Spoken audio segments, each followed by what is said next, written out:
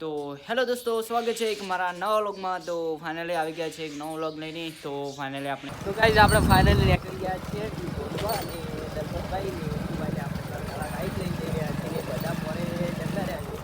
તો હવે થોડી ખબર નહીં કે રિક્ષા લઈને ગયા છે બધા આપણા ઘરના।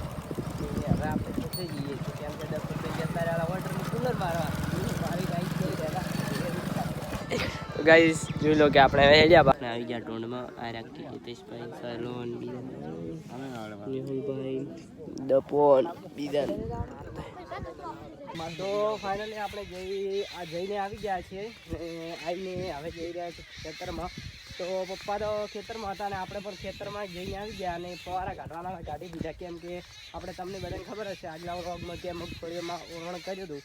તો આજે એને ખેડાવાનું છે, ખેડાઈને કાલે મગફળી વાવવાની છે ને પપ્પા માટે પાણી લઈ લીધું છે અને લઈને જઈ રહ્યા છે।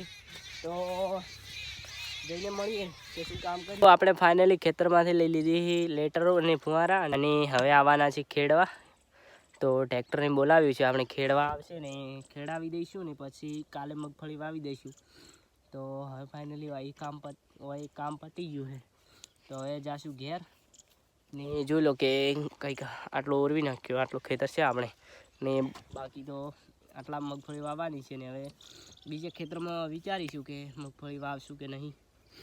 તો ગાઈઝ ફાઇનલી આપણે આવી ગયા ઘેર ને આપણી હવે થોડી તબિયત ઠીક છે ને હવે ખાવા ખાઈ લીધું છે ને બધા ખાઈ રહ્યા છે ને આપણે સૂઈ જઈશું। જો આપણે પથારી કરી દીધી છે ને હવે સૂઈ જઈશું, આરામ કરીશું।